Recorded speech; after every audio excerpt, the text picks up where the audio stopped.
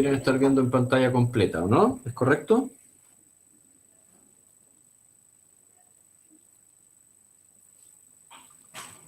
Sí, doctor.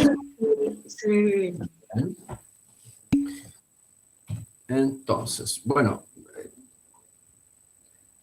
hoy día y mañana vamos a tener clases de las patologías, ¿no es cierto?, oncológicas más importantes de la urología, ¿no es cierto? Cáncer testicular y cáncer prostático hoy día, ¿no es cierto? Mañana renal y vesical. Dentro de nuestras patologías oncológicas, la mayoría de ellas son GES y por lo tanto ustedes pueden revisar, hay buena literatura, ¿no es cierto? Las guías GES, ¿no es cierto?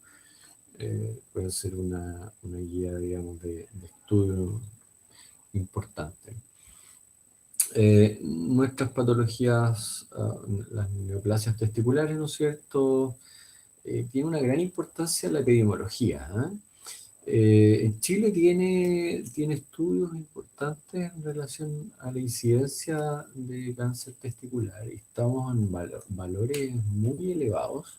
Especialmente está la experiencia del grupo de la región de Los Ríos, de Valdivia, ¿no es cierto?, donde se da una cosa bien interesante de incidencias muy elevadas. Ellos tienen a nivel mundial la tercera incidencia más alta, después de los países escandinavos, ¿no es cierto? Noruega, Dinamarca, Suecia, ¿no es cierto? Tiene una incidencia de 7,2 por 100.000 habitantes, ¿no es cierto? Y llegamos, ¿no es cierto?, a nivel mundial el promedio es 4, casi la mitad. En Chile, en las estadísticas, ¿no es cierto?, son más o menos unos 150, 160 casos por año, ¿ya? Y cuando hablamos, ¿no es cierto?, de cáncer testicular, ¿de qué estamos hablando? Digamos? Estamos hablando en su gran mayoría, 95% de los casos de neoplasias, ¿no es cierto?, derivadas del parénquima, de la línea germinal. Si ustedes recuerdan sus clases de histología, ¿no es cierto?, los tipos de células del testículo, ¿no es cierto? Está la célula de la línea germinal, las células de Leydig, Sertoli, ¿no es cierto?, productoras de testosterona y productoras de soporte, ¿no es cierto?, testicular. Bueno, el 95% de las neoplasias son de la línea germinal, ¿cierto? Eso debemos recordar, lo importante. Como les decía en la clase anterior, de los marcadores tumorales, nosotros diferenciamos en la práctica clínica, ¿no es cierto?, los tumores de las células germinales, ¿no es cierto?, este 95%, en dos grandes grupos que son los tumores seminomas y los no seminomas.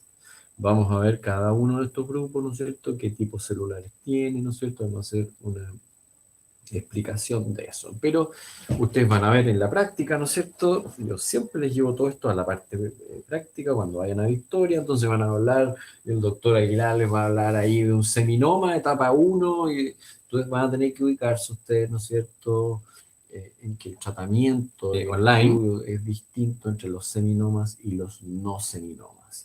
Vamos a explicar eso bien detallado, ¿no es cierto? ¿Por qué el tratamiento es distinto? Porque hay algunos tumores que son radiosensibles, otros que no son radiosensibles, etcétera, y por lo tanto los esquemas de tratamiento van a depender mucho de qué tipo histológico de tumor se trate. Así que es muy importante inmediatamente hacer la diferenciación. Y esto se puede hacer ya en las primeras etapas, ¿no es cierto? Cuando tienes marcadores tumorales, ya les conversé, si tú tomas la alfa-fetoproteína y esta es positiva, ¿no es cierto?, inmediatamente vas a saber que se trata de un tumor no seminomatoso, ¿no es cierto?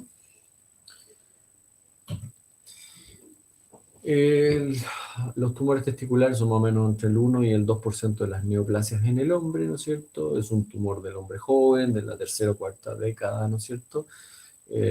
Los no seminomas son más de la tercera década, los seminomas de la cuarta década, digamos. La incidencia máxima, ¿no es cierto?, está entre los 20 y los 40 años, ¿ya? Y esto tiene una gran importancia porque al darse en población joven, el impacto social, epidemiológico, eso, digamos, es muy, muy importante. Hay que sí decir que hay que tranquilizar a estos pacientes, que las sobrevidas globales son muy, muy buenas, ¿no es cierto? Y han ido aumentando por el diagnóstico más precoz, ¿no es cierto? Por el tratamiento más eficiente, ¿no es cierto? En la década de los 70 hablábamos de una sobrevida a 5 años menor de un 80%, y hoy día es en global más del 92%, ¿no? Digamos, siendo las de la etapa 1, ¿no es cierto?, cerca del 99%, ¿no? ¿Ya? Así que es un tumor que diagnosticado, tratado, tiene muy buenos pronósticos, ¿ya? En cuanto a los factores de riesgo, ¿no es cierto?, conocidos, hay congénitos y adquiridos, ¿ya? En cuanto a la historia familiar, existe, ¿no es cierto?, antecedente de un familiar con tumor testicular en hasta el 16% de los casos. Dentro de los factores, y también está la criptorquidia. Un 6 a un 10% de los tumores, ¿no es cierto?, testiculares tienen el antecedente de tener criptorquidia. Y en general el riesgo relativo de los pacientes con criptorquidia aumenta, ¿no es cierto?, 4 a 6 veces mayor, ¿ya? Tercer factor de riesgo, hereditario de la raza, ¿no es cierto? Raza blanca 4 o 5 veces mayor que los afroamericanos y 3 veces mayor que los asiáticos. Por eso conversábamos al principio, epidemiológicamente los países que tienen mayor incidencia son los países escandinavos, ¿no es cierto?, donde hay prevalencia de raza blanca, ¿cierto? Vamos a ver cada uno de estos factores. Epidemiológicamente son discretamente más frecuentes la criptorquidia, digamos, en el testículo derecho, y hay que tener también en cuenta que el riesgo relativo en el testículo contralateral también es un poquito superior, el riesgo relativo de 1.74. No solamente el testículo criptorquídico, sino que el contralateral también tiene un riesgo aumentado. La corrección, la cirugía, ¿no es cierto?, de la criptorquidia, ya sea en sus distintos tipos, abdominal, inguinal o baja, ¿no es cierto?, preescrotal, tiene importancia en disminuir el riesgo, digamos, de cáncer testicular si es que se realiza antes de la pubertad, ¿ya? Principalmente lo que busca la cirugía, ¿no es cierto?, con el descenso testicular es permitir que el testículo pueda ser examinado. Al llevar el testículo a una zona escrotal, ¿no es cierto?, le permite al paciente hacerse autoexamen y le permite al especialista, al médico también, realizar el examen del genital. También podemos decir que el riesgo es directamente proporcional a la ubicación. Las criptorquidias abdominales tienen un mayor riesgo, ¿no es cierto?, que las inguinales o las preescrotales, ¿no es cierto?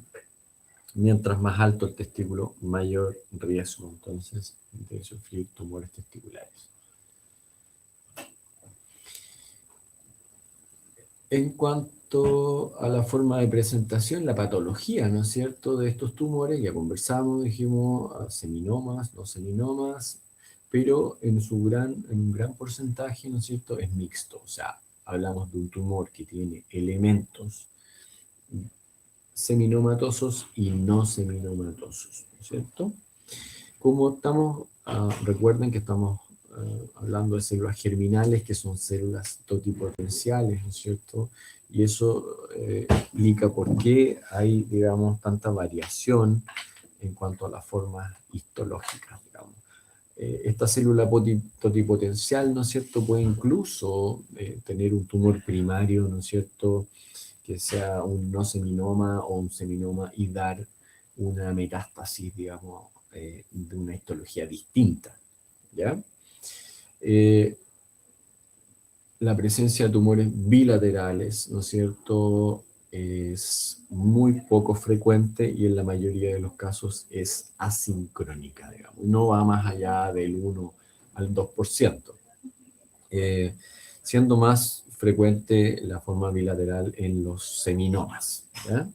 Eso para tranquilizar un poco al paciente que se ve envuelto en esto, que la posibilidad de que aparezca en el otro testículo, ¿no es cierto? Siempre hay que recordar que es bastante baja, improbable.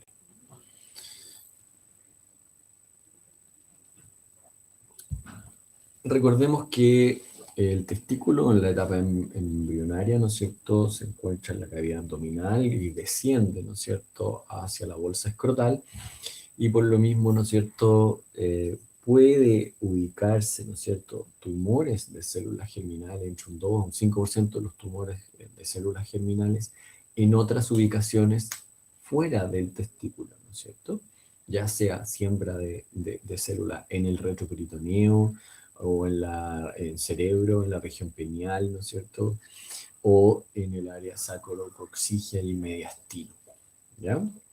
Entonces, puedes encontrar tumores de células germinales en estas otras ubicaciones, y nosotros a esos tumores le llamamos extragonadales. Están fuera de la gónada, fuera del testículo, pero son de células germinales.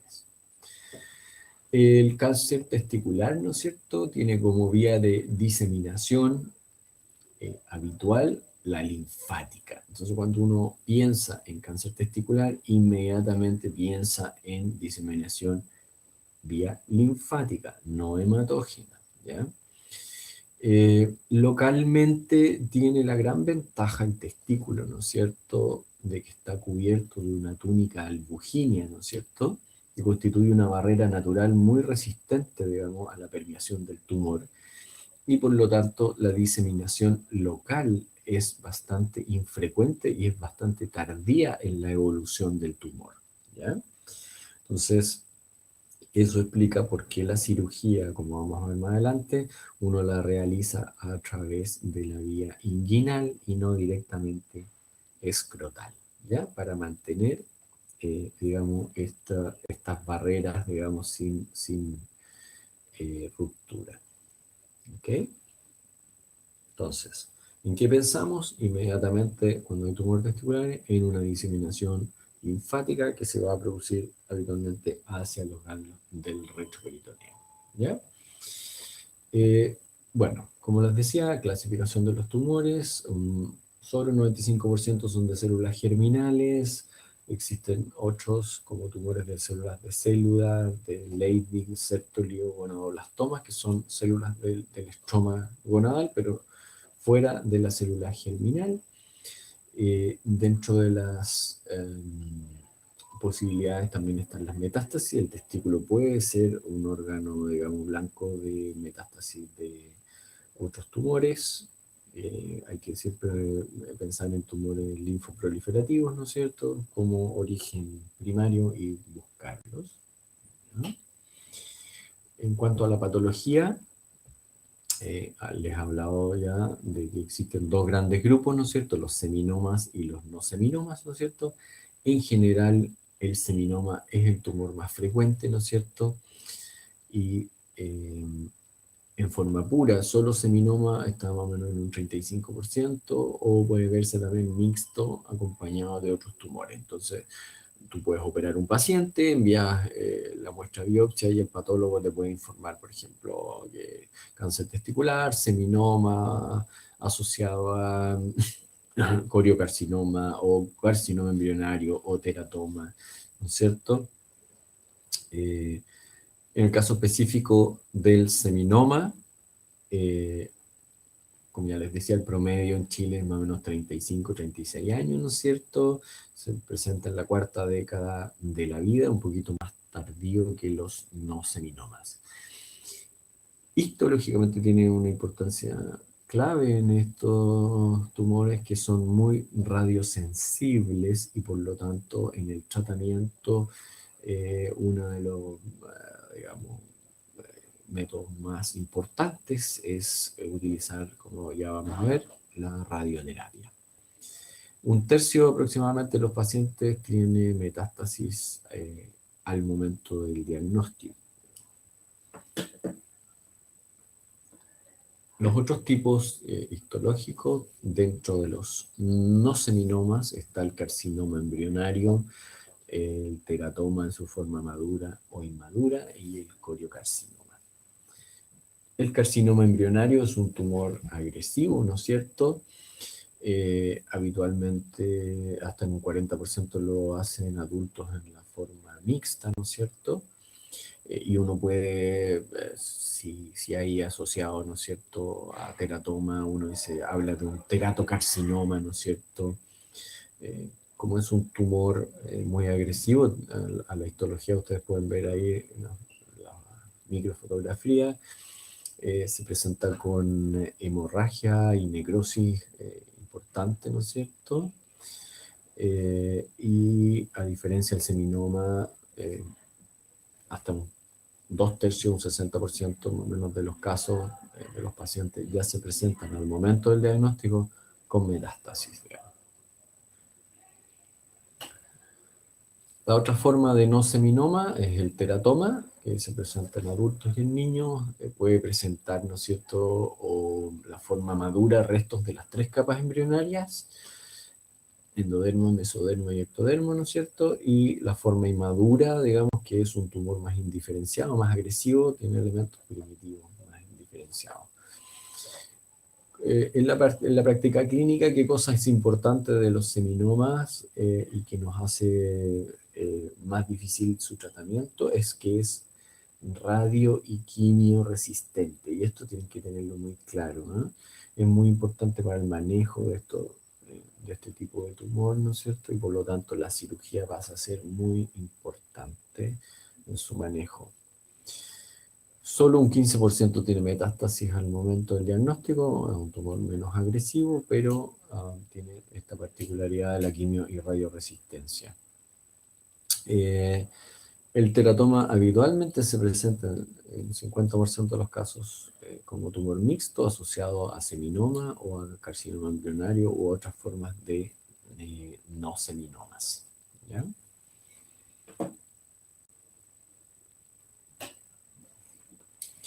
Por último, el corioscarcinoma es un tumor muy agresivo, ¿no es cierto?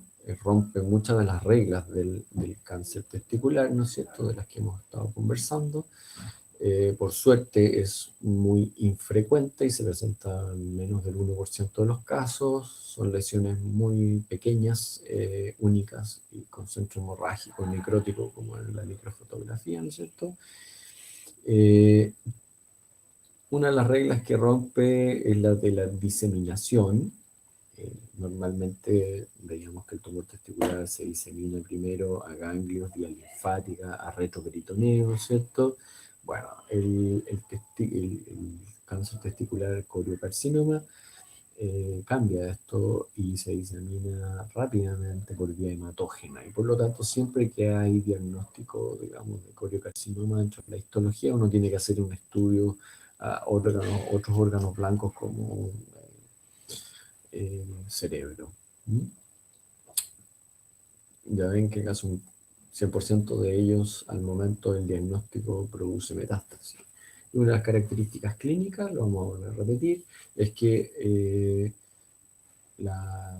en el laboratorio la beta-gonadotrofina es valores muy elevados, ¿no es cierto? Lo que es infrecuente en los otros tumores testiculares.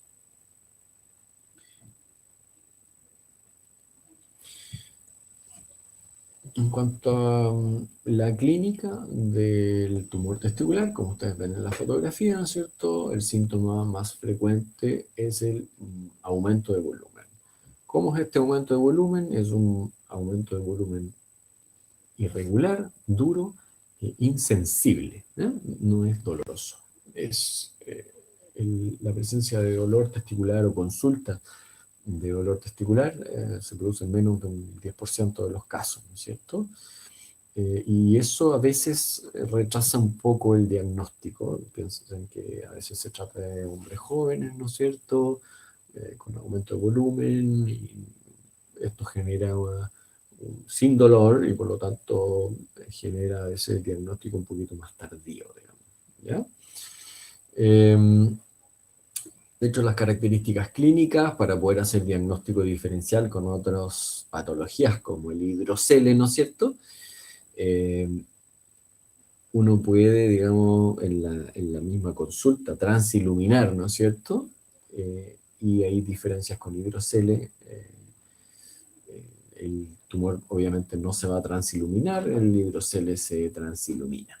Ahora, ahí el único problema es que hay pacientes que presentan, asocian hidrocele a tumor testicular, digamos. Eso complica un poquito el cuadro. En general, en la clínica, un tercio de los pacientes tiene metástasis al momento del diagnóstico, ¿no es cierto? En todos los grupos histológicos. Y un 10% de los pacientes se presentan, ¿no es cierto?, al momento del diagnóstico con síntomas derivados ya no del aumento de volumen, sino que de las metástasis de este tumor testicular, digamos, ¿ya? Las metástasis y la diseminación extratesticular se da, digamos, al retroperitoneo por vía linfática, ¿no es cierto?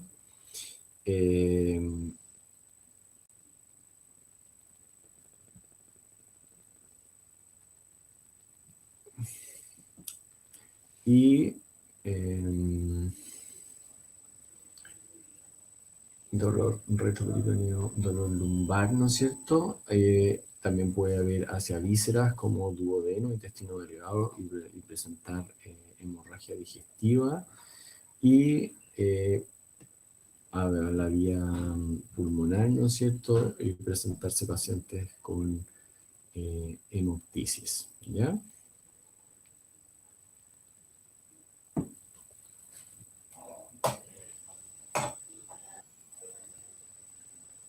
¿Alguna duda hasta aquí? Doctor, disculpe, ¿se escucha? ¿Sí? Yo Sí. tengo una duda. Mencionó que el coliocarcinoma por lo general se diseminaba por vía hemática y que podía afectar otros órganos. En ese caso, cuando los pacientes reciben el diagnóstico de ese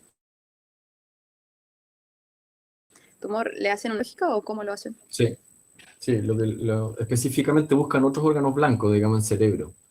Y así como les explicaba que se puede presentar con hemoptisis, con dolor lumbar, los pacientes con coriocarcinoma cuando hacen, digamos, metas a cerebro, pueden hacer crisis convulsiva y otras cosas. Sintomatología, digamos, del sistema nervioso central. Inmediatamente uno sospecha coriocarcinoma y inmediatamente hace un estudio, claro, de imágenes de cerebro. Ah, ya, muchas gracias. Amplía, digamos, un poquito el estudio. Ah, y lo último, todos los otros tumores que mencionó eran los no seminomas, ¿cierto? El teratoma, el Sí. embrionario y el... Ah, ya, muchas gracias. Todos se engloban dentro de la categoría de no seminomas. El teratoma, el carcinoma embrionario, el corio. Muchas gracias, Doc. Ok.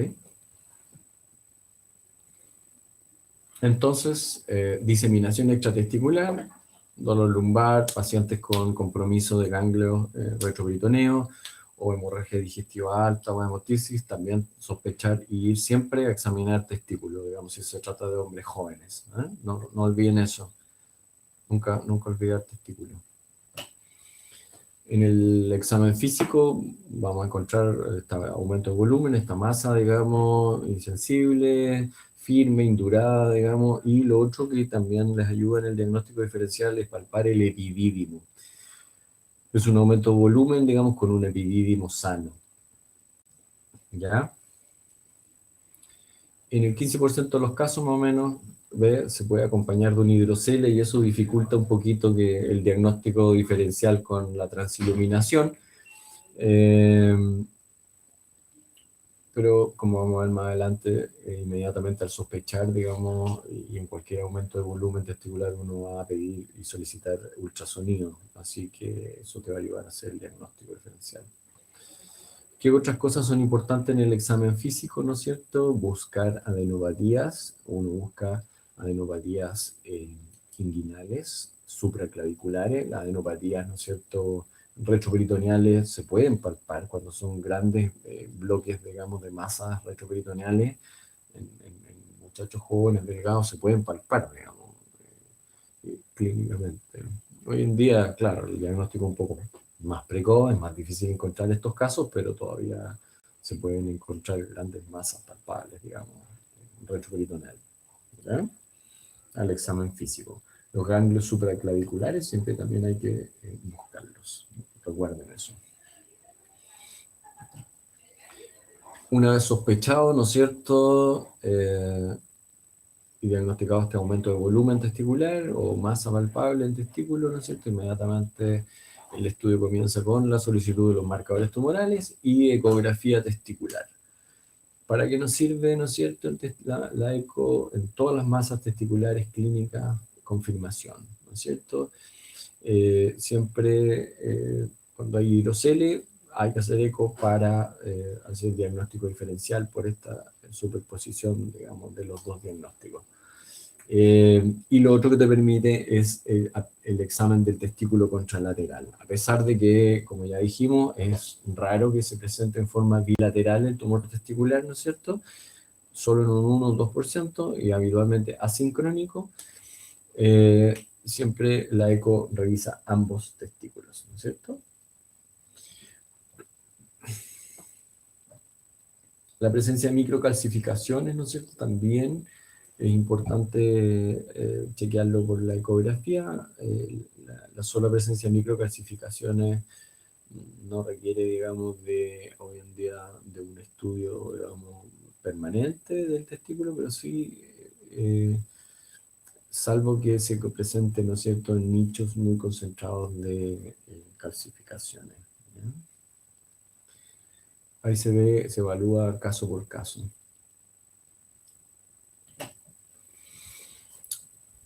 Dijimos, solicitamos eco y marcadores tumorales, ¿no es cierto? Ya hemos visto los marcadores tumorales alfa-fetoproteína, LDH y la beta. Y nos va a servir en diagnóstico, etapificación, seguimiento. Ya vimos la presencia de la alfa-fetoproteína, tal tiro te habla de la presencia de un no seminoma, ¿no es cierto? Y además son de índice pronóstico, especialmente la LDH, porque tiene correlación, ¿no es cierto?, con el volumen tumoral. Los marcadores se alteran precozmente y eso es una gran ventaja en la presentación clínica, ¿no es cierto? Y además orientan el tipo celular, ¿no es cierto? Les vuelvo a repetir eso, la elevación del alfa-feto solo en los no seminomas. Los coriocarcinomas además tienen su beta en valores muy, muy elevados. Eso en cuanto al diagnóstico. En cuanto a la etapificación, un 90% de los estadios avanzados tienen marcadores positivos, ¿no es cierto? Entonces, te va a ayudar, ¿no es cierto?, a estimar, digamos, una etapificación básica, digamos, en tumor localizado o avanzado. Solo un 10% de los son negativos en los estadios 3, estadios avanzados, ¿no es cierto?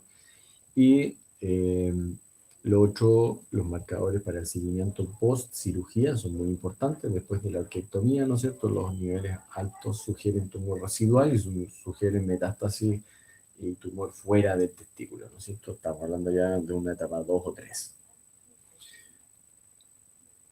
También sirven para la monitorización, ¿no es cierto?, o seguimiento posterior al intratratamiento o posterior a los tratamientos, ¿no es cierto?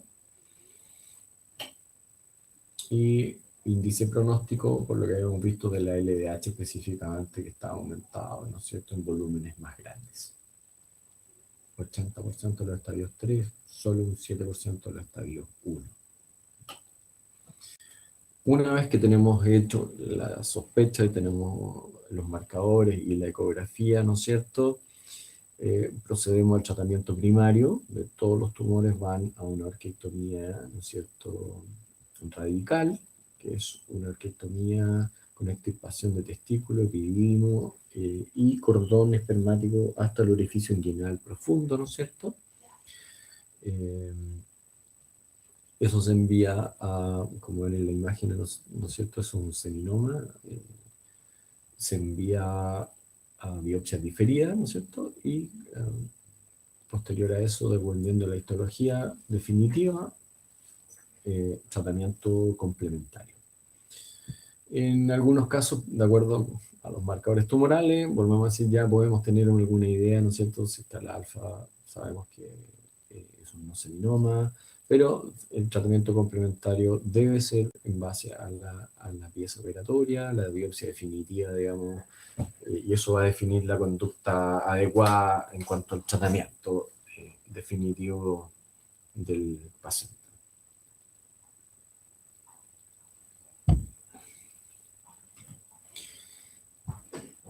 En relación a la diseminación de los tumores testiculares, ya lo hemos visto, la mayoría de ellos tiene una diseminación básicamente por vía linfática.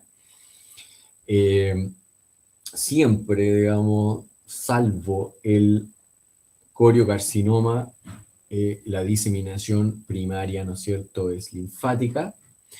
Generalmente va a ganglios del retroperitoneo, ¿no es cierto?, bajo los pedículos renales, me refiero a bajo la arteria renal, ¿no es cierto?, bilaterales, y a los ganglios, digamos, posteriormente ilíacos, comunes y externos, ¿ya?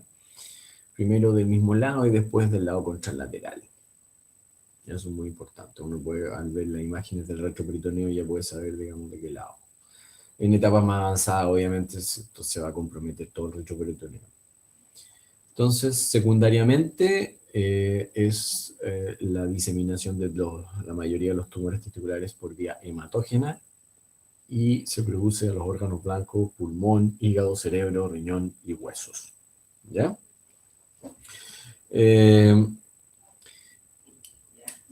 La vía linfática en su primera etapa, digamos, es al mismo lado, ¿no es cierto? Si el tumor es derecho, va a los ganglios derechos, pero en etapas más avanzadas, como les decía, ya compromete ambos lados, ¿no es cierto?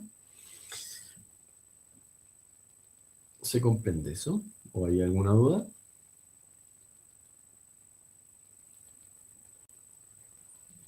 Ninguna.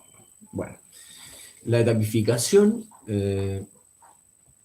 del retroperitoneo y de los distintos órganos se hace por vía de TAC. Lo que solicita es un TAC-TAP. No se solicita en todos los tumores del cerebro, etapificación cerebro, salvo que se sospeche, ¿no es cierto?, por laboratorio o por histología, haya diagnóstico de coriocarcinoma, o haya síntomas, ¿no es cierto?, del sistema nervioso central que hagan sospechar la presencia de metástasis.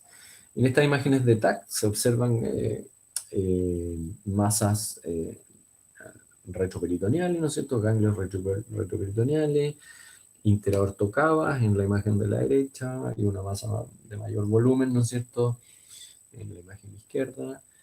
El escáner tiene una alta sensibilidad para detectar masas ganglionares, ¿no es cierto?, mayores a 1 centímetro, pero una especificidad baja, ya que no se define, ¿no es cierto?, si son tumorales, inflamatorios o no. Es de gran utilidad, ¿no es cierto?, en los casos de metástasis mayores o en presencia de masas retroperitoneales y, como decía, el cerebro no se hace, digamos, habitualmente el estudio, salvo en pacientes sintomáticos o que se sospeche, digamos, la presencia de un coriocarcinoma, como es, digamos, un paciente con múltiples metástasis pulmonares, por ejemplo, hematógenas. Por vía hematógena uno inmediatamente sospecha la presencia de un tumor más agresivo que puede metastizar hacia el cerebro.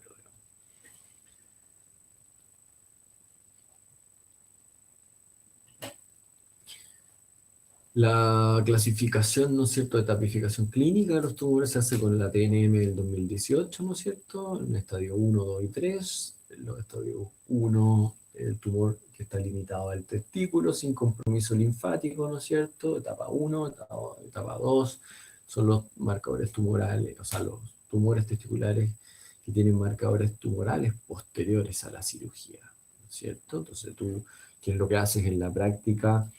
Le tomas marcadores tumorales al momento de sospechar, ¿no es cierto?, esta patología, y además le tomas marcadores tumorales posteriores a la cirugía, teniendo en cuenta, ¿no es cierto?, el tiempo de vida media, recuerden, de la alfa-fetoproteína, que es más o menos 7 días, entonces Por lo tanto, siempre se toma después de los 7 días los marcadores post-cirugía, post-orquiectomía. ¿Ya? Los estadios 2 son pacientes que posterior a esta fecha, ¿no es cierto?, de la cirugía, persisten con marcadores tumorales positivos y se pueden diferenciar en etapa 2A, B y C, dependiendo del tamaño de los ganglios retroperitoneales al ataque. ¿Ya? Los estadios 3 son pacientes, ¿no es cierto?, 3A con ganglios supraclaviculares, ¿no es cierto? O sea, el estadio 3 son con metástasis sobre el diafragma, digamos. En un pulmón o ganglios supraclaviculares son los 3A y 3B, metástasis en ambos pulmones o en otros órganos. ¿Ya? Esto va a tener una importancia radical en el tratamiento que va a recibir cada grupo histológico. Los seminomas y los no seminomas, dependiendo del estadio 1, 2 o 3, tienen distintos tratamientos. Y por eso es tan importante la etapificación. En cuanto al tratamiento, vamos a hacer un alto aquí. ¿Alguna duda? Me interesa que hagan sus consultas antes de que pasemos al tema de Doctor, tratamiento. Sí. yo tengo una duda. Es que no me quedó muy claro porque vimos que el tratamiento era sacar, o sea, que había que sacar una orquidectomía radical, pero ¿eso era para los no seminomas o para los seminomas o para ambos? No. El tratamiento, como dice ahí el Power, es el tratamiento inicial para todos los tumores testiculares, es la orquiectomía radical. Una vez que esa muestra se envía a biopsia diferida y tenemos ya el diagnóstico definitivo histológico, ¿no es cierto?, hacemos el tratamiento complementario, ¿ya? Y el tratamiento complementario va a depender de dos cosas principalmente, de la etapa que vimos recién en el TNM y del tipo histológico. Entonces, ahora vamos a pasar a ver los tratamientos complementarios, ¿ya? De los seminomas en sus distintas etapas y de los no seminomas en sus distintas etapas, ¿ya? ¿Se aclaró ahí su duda? Sí, muchas gracias. Sí. Ya. Entonces, tú no haces biopsia por punción, por ejemplo, de un testículo. Tú la biopsia y la histología la obtienes siempre de una orquiectomía radical. ¿Ya? Y en base a esa histología haces el tratamiento definitivo del tumor en el paciente.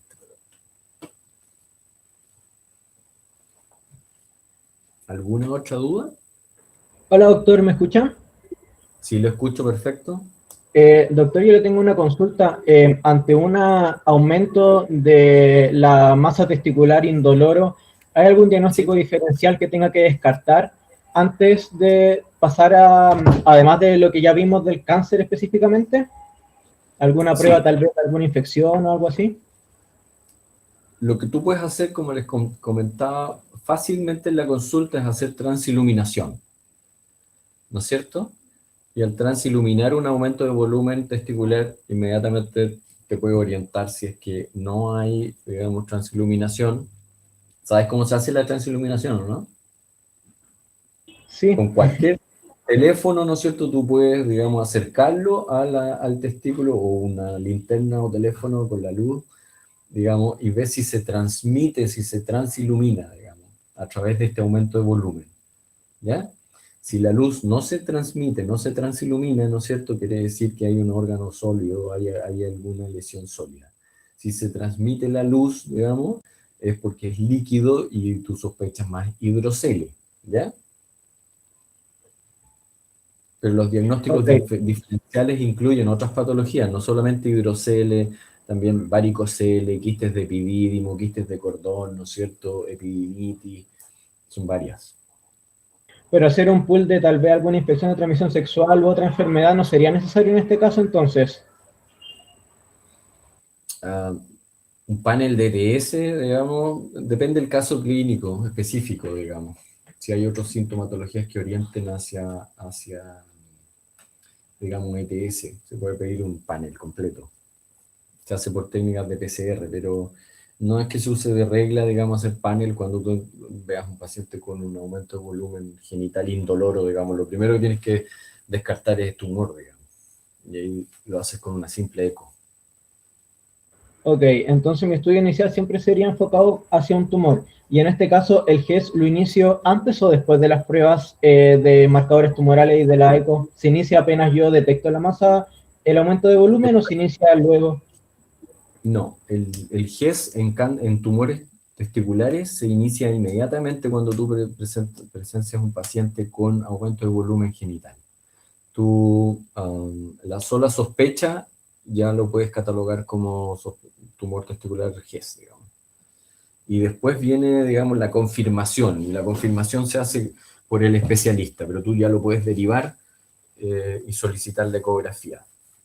En una APS, por ejemplo, una atención primaria, tú ya puedes, digamos, cualquier aumento de volumen testicular lo puedes, digamos, informar como sospecha tumor testicular y se canaliza a través de consulta GES, interconsulta GES.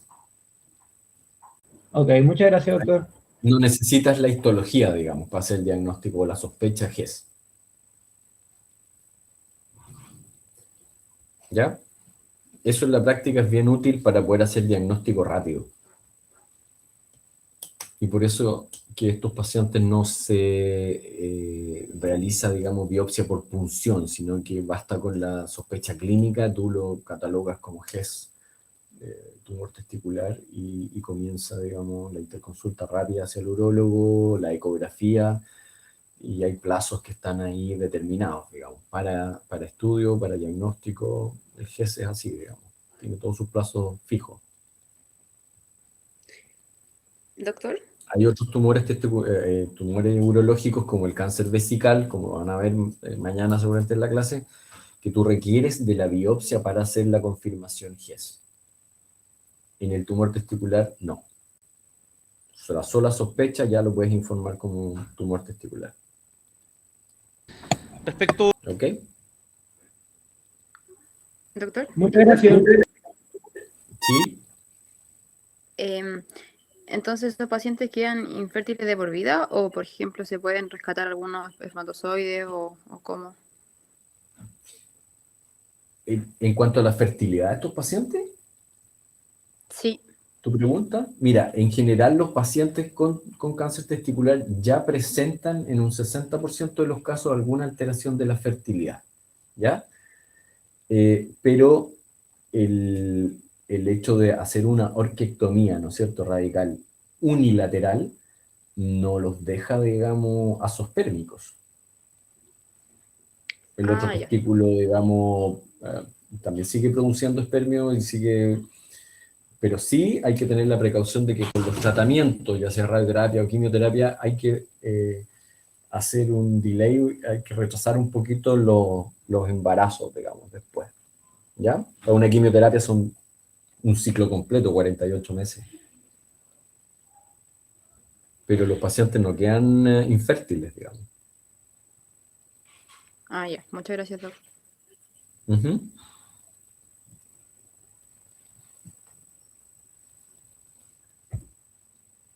¿Alguna otra consulta? ¿Hasta aquí? ¿Antes que pasemos al tratamiento? Ok. Entonces, tenemos hecho el diagnóstico, ¿no es cierto? El paciente, para aclarar un poco la pregunta de tu compañero, el paciente ya está catalogado como GES, tumor testicular, desde un inicio, desde que hay sospecha, ¿no es cierto? Una vez que tienes la ecografía, ya hay confirmación. Lo primero que se hace en todos los pacientes es la orquiectomía radical. De esa se obtiene la biopsia y la histología, y ahí tú los diferencias en seminomas y no seminomas. Posteriormente a eso se hace la etapificación, que se hace con TAC, tórax, abdomen y pelvis, ¿no es cierto? Y los etapificas en estadio 1, 2 o 3, ¿ya?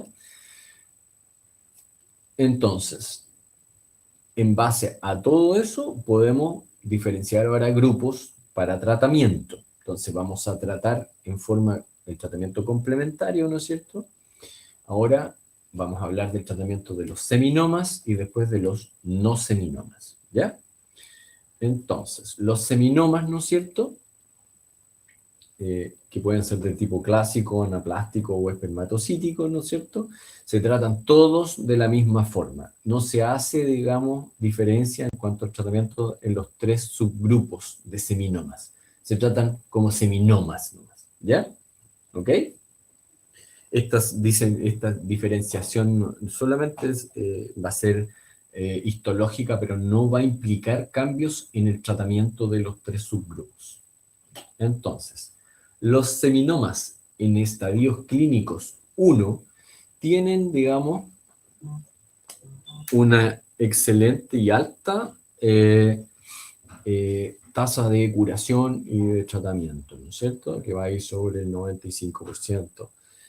Es cercano, de acuerdo a otras publicaciones, al 99%. Depende el paciente, ¿no es cierto? Hay pacientes que abandonan tratamiento y por eso que no es 100%, pero es bien cercano al 100%, digamos, ¿ya?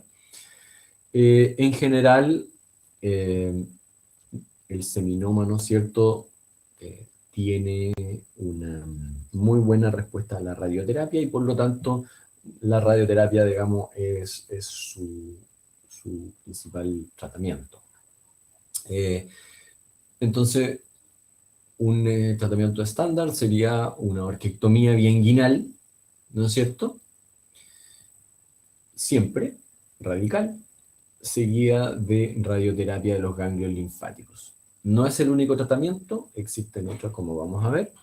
De hecho, hay centros que optan por uno u otro tratamiento, como centros que van inmediatamente a quimioterapia, que es una quimioterapia con carboplatino, ahí se los puedo explicar, y otros que van directamente a radioterapia.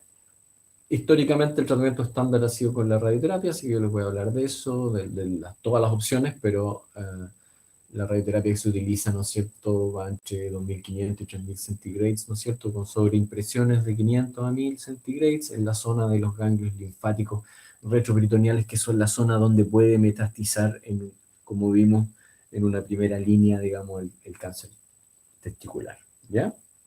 Acuérdense, primera vía de diseminación en general, linfática, segunda, hematógena, ¿ok? En la mayoría de los tumores. Esta alternativa también puede ser válida para los estadios 2A. ¿Qué otra cosa se puede optar como tratamiento? Vigilancia. Entonces, radioterapia. Segunda opción, vigilancia. Se hace la orquiectomía inguinal radical sin irradiación posterior. Solo se hace la orquiectomía inguinal radical y posteriormente a eso se hace, ¿no es cierto?, seguimiento con marcadores, con radiografía de tórax o TAC, digamos, del paciente. Esto solo puede ser para pacientes que hagan seguimiento estricto, que tengan buena adherencia al seguimiento, ¿no es cierto?, porque la pérdida del seguimiento podría implicar la posibilidad de una recidiva tumoral, y esta se calcula más o menos en un 15%. O sea, hay un... ¿Cómo se explica esto? Etapa 1, tumores localizados, ¿no es cierto?, tumores sin ganglio, pero hay una subvaloración de más o menos un 15% que puede ser, ¿no es cierto?, por el escáner de micrometástasis, ¿no es cierto?, que no se ven en el escáner, que uno sospecha que es un paciente con etapa 1 y realmente es un 2A, ¿no es cierto?, y al no irradiar la zona de los ganglios en forma profiláctica, estás, digamos, permitiendo que aparezca esta recidiva, ¿ya?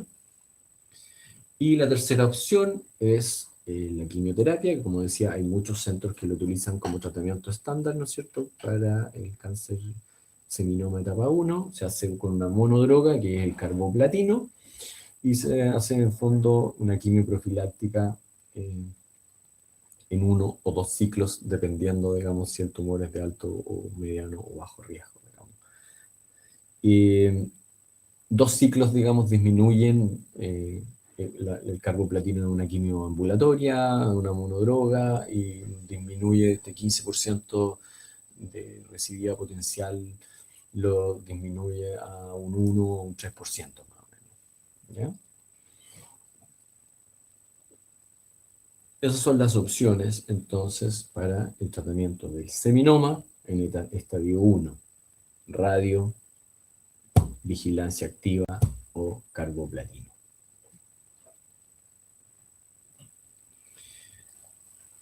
El seminoma en estadios 2 y superiores, ¿no es cierto?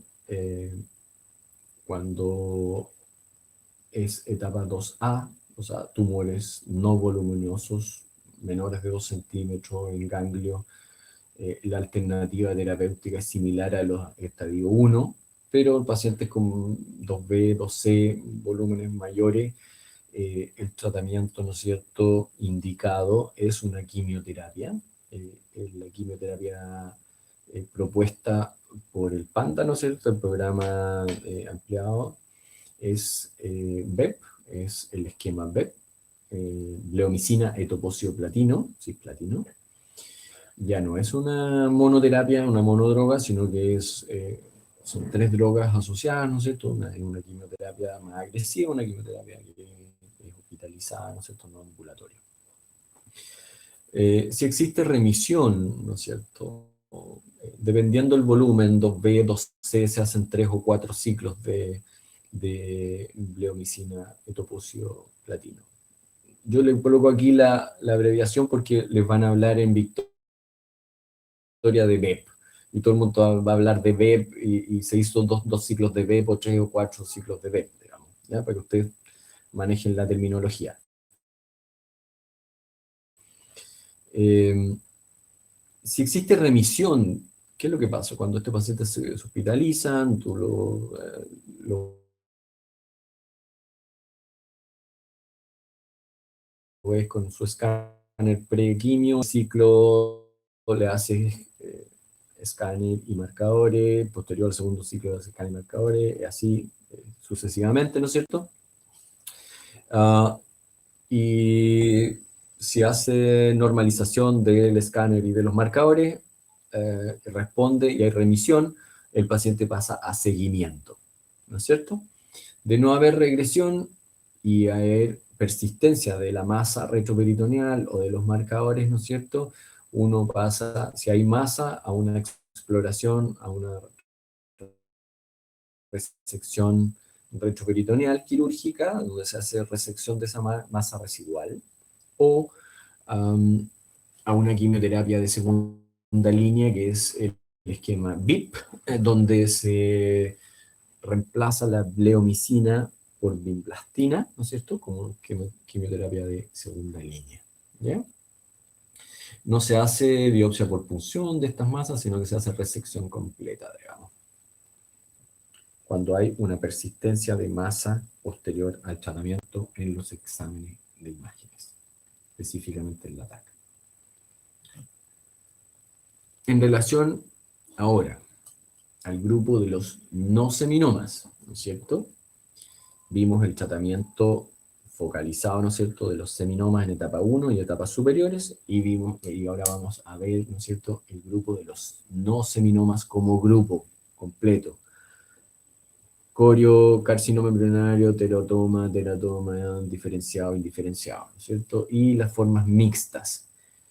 Ojo, si en la biopsia te aparece, ¿no es cierto?, un 99 o 95% de seminoma y un 5% de carcinoma embrionario, el tratamiento complementario de ese paciente es de un no seminoma, ¿ya?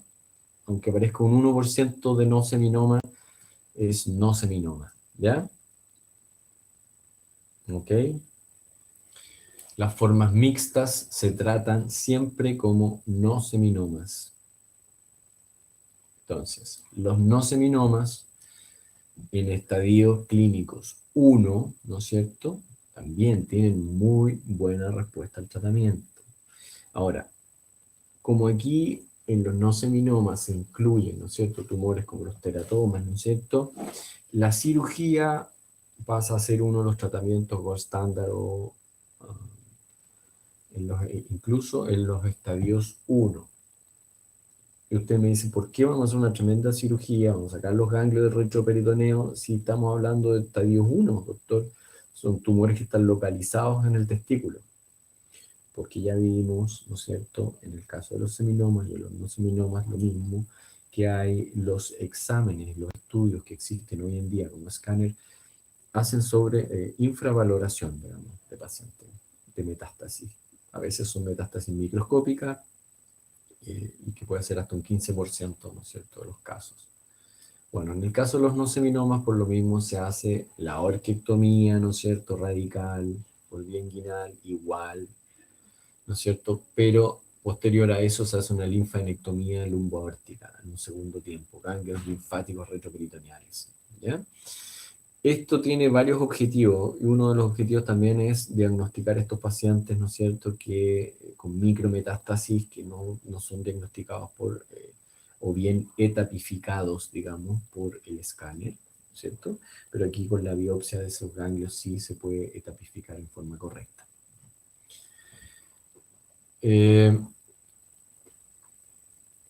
La terapia, digamos, ayudante profiláctica también puede ser, ¿no es cierto?, al igual que en el caso de los seminomas, también puede ser con quimioterapia. O linfanectomía o quimioterapia, entonces. Esta alternativa consiste en 2 ciclos del esquema, el mismo esquema BEP de bleomicina, etoposio, cisplatina, ¿no es cierto?, en pacientes no seminomas de etapa 1. ¿Ya? Los índices de recidiva después de la quimioterapia son muy buenos, son bajo el 5%, ¿no es cierto? Incluso, digamos, los índices de curación son cercanos al 100%, digamos, 95%. Incluso después de recidiva de la quimioterapia. Así que responden bien los pacientes. Los no seminomas ahora en etapas más avanzadas, ¿no es cierto? Estadios 2A, 2B y superiores, ¿no es cierto? El tratamiento ya se considera de una enfermedad diseminada y por lo tanto debe ser sistémico, ¿ya? ¿Con qué? Siempre con quimioterapia combinada, o sea, BEP. ¿Cuántos ciclos? Va a depender de cada paciente, pero generalmente son sobre 4 ciclos, ¿no es cierto? Y esto, estamos hablando de pacientes con masas retroperitoneales, acuérdense, en la etapa 2B, 2C son ganglios entre 2 y 5 centímetros, y 2C mayores de 5 centímetros, ¿no es cierto?, retroperitoneo. Y se produce, ¿no es cierto?, una disminución, ¿no es cierto?, y incluso desaparecen estas masas posteriores a la quimioterapia. Lo mismo que en el caso del seminoma, si hay, después de los ciclos de quimioterapia, masas en el retroperitoneo residuales, ¿no es cierto?, lo que se hace es ir a resección de esa masa. Generalmente, ¿no es cierto?, esas masas cuando se sacan de ahí y se envían a biopsia, hasta en un 80% es tejido necrótico y no es tumor residual, sino que es fibrosis, necrosis. Si es tumor, se va a quimioterapia de segunda línea. Y ahí también se usa el esquema BIP, vinblastina, ifosfamina y cisplatina. En general, la radioterapia no tiene buenos resultados aquí para los no seminomas por las altas dosis que requieren, ¿no es cierto? Y tiene recidivas muy altas a corto plazo. Entonces, ahí ustedes pueden ver las diferencias, ¿no es cierto? Y lo importante que es, digamos, hacer un buen diagnóstico y etapificación de los pacientes para diferenciarlos en seminoma y no seminoma, y una buena etapificación. Siempre teniendo en cuenta que va a haber una subetapificación. Hay un error, un margen de error. Las sobrevidas, ya lo hemos ido comentando, son muy buenas, ¿no es cierto? Cercanas al 100%. En los estadios más avanzados disminuyen, ¿no es cierto? Pero de todas maneras son muy buenas comparadas con otras neoplasias. ¿Ok? Eso en cuanto a la segunda clase, ¿no es cierto?, de cáncer y tumores testiculares. Han hecho algunas consultas, pero me interesa que me hagan ahora más consultas. Veamos en cuanto si hay consultas de la parte del tratamiento. Doctor, Sí, a mí me quedó una consulta. Lo que pasa es que al inicio habíamos dicho que los no seminomas eran radioresistentes, pero también quimioresistentes, o igual, o no tan así. no. Eso en relación al teratoma. Ah, solo ese es. Ah, ya. Solo ese. No los no seminomas en global, sino que el teratoma.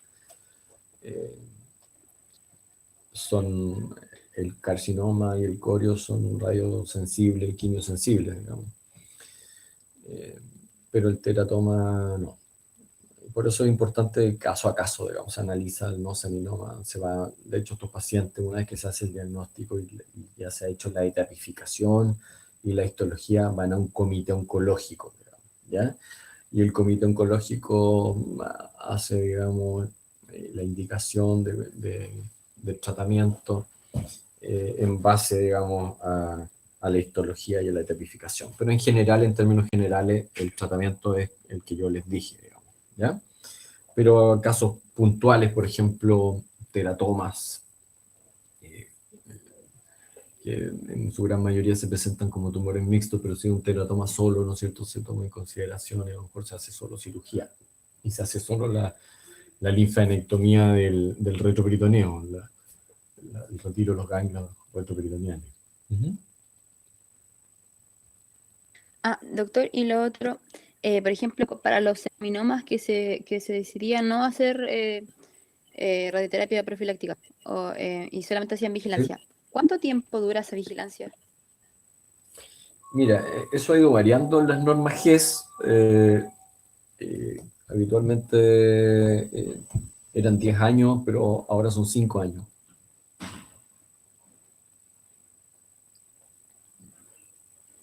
Muchas gracias. Durante los 2 primeros años, la gran mayoría de los que recaen a los 2 años, digamos. El problema con eso es la adherencia del paciente, y en la parte pública, digamos, la adherencia es difícil por el tema de la dificultad con las horas. Hay todo un tema ahí, es difícil mantener un paciente en vigilancia activa, digamos, especialmente en el sistema público. Y para los otros, ¿por qué se para los seminomas? Y para los no seminomas y los otros tumores también, ¿cuánto dura la vigilancia después? ¿Lo mismo? También 5 años, sí. Ah, ya. Muchas gracias, doctor.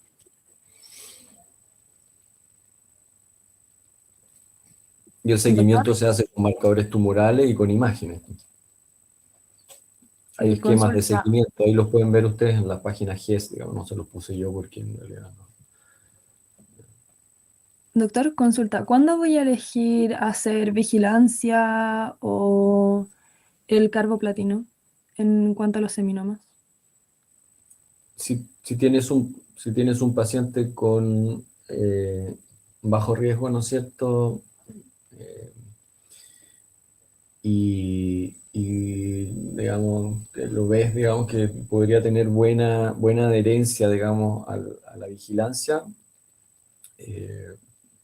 puedes hacerlo, digamos, una etapa 1 en un tumor seminoma, con un paciente bien clever, digamos, con buena adherencia, podría iniciarle, y si te falla a la adherencia, bueno, lo presentas nuevamente al comité y le indica, lo cambias a radio. A veces son pacientes más, acuérdate, los seminomas son hombres ya en cuarta década, son hombres ya más maduros, que entienden bien, ¿no es cierto? Tú le propones, digamos, las opciones, y si el comité te lo autoriza, lo metes a vigilancia. Hay otros factores ahí también. El T, digamos, en el TNM, ¿no es cierto? El compromiso tumoral, digamos, del hilio testicular o del cordón, etcétera. que también te hacen, digamos, catalogarlos de alto o bajo riesgo a los pacientes, ¿ya? Hay otros factores, otras consideraciones que se toman. Entonces, Ya, muchas gracias. vigilancia es para pacientes de que tú sospeches buena adherencia y de muy bajo riesgo de recidiva o de que esté sembrado. Eso. Gracias, doctor. Ujú. Las tres son terapias, digamos, aceptadas, digamos.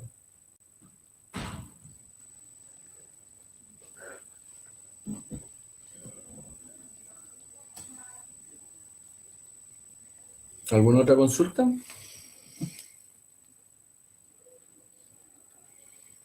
Bueno, si quieren, nos queda una clase más. Así que vamos a parar unos minutos, a 10:20, ¿les parece? Continuamos con la última clase.